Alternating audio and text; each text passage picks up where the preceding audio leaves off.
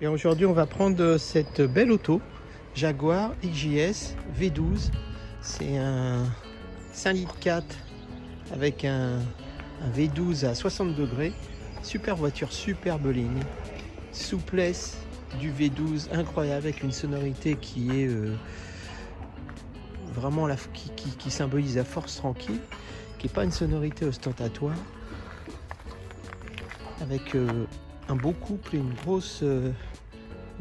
grosse souplesse et très agréable à conduire en tout cas. Voilà, ça c'est une XJS, c'est une HE qui est de 1985. Il y a eu des pré-HE qui étaient moins aboutis, qui ont plus de difficultés. C'est une automatique à 3 rapports. Voilà, voiture sympa quand elle est en cabriolet. Elle était principalement à cette époque-là vendue en coupé.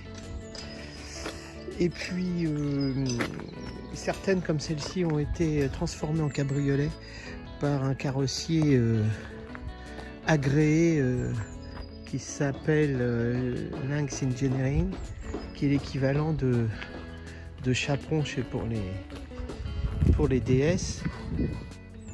Voilà. Et une magnifique ligne.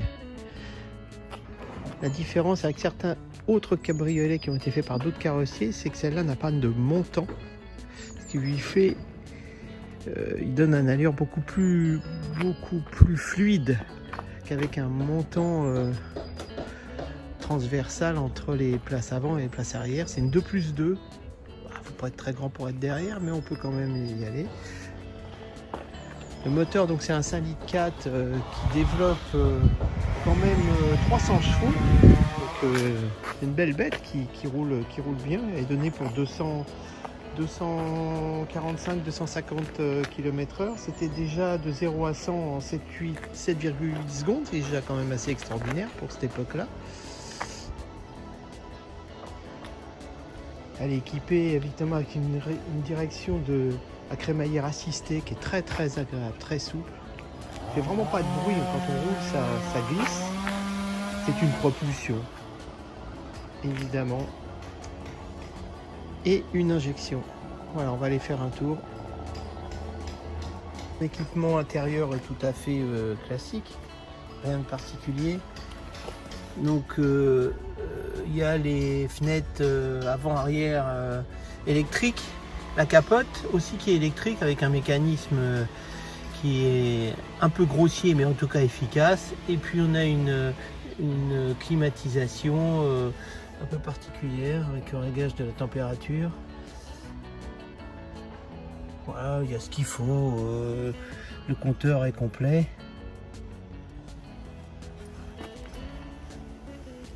Les feux, voilà. Quand même les petites lumières de porte quand même à cette époque.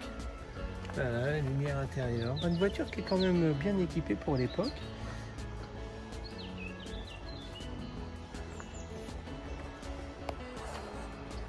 Un coffre qui est haut et assez profond, mais voilà, qui quand même est occupé par la roue de secours.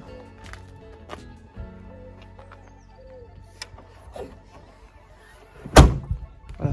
Les jantes aussi sont des jantes d'origine nid d'abeille, jolies.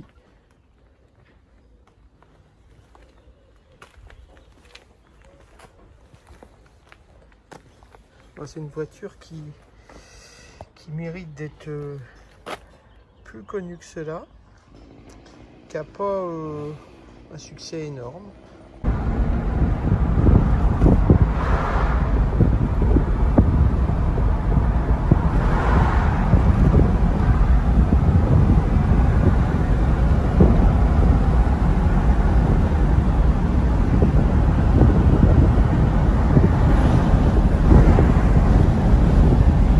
Quelle souplesse cette voiture, c'est vraiment un plaisir.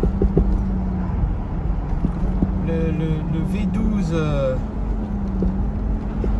fait un bruit très léger, un petit sifflement agréable. Il n'est pas ostentatoire, il est très agréable. La direction est assistée à souhait. Vraiment une souplesse incroyable. Voilà, on entend le V12 qui redémarre avec un petit bruit qui nous montre que ça a de la puissance, mais ça fait pas un ronflement gigantesque. C'est vraiment la force tranquille. Voilà, une voiture très agréable qui n'a pas la cote qu'elle mérite, évidemment. Elle est superbe. Un vrai plaisir à conduire, alors surtout en cabriolet, puisque ce modèle-là a été transformé en cabriolet par Lynx Engineering, qui était l'équivalent de Chaperon, si on peut, à la DS.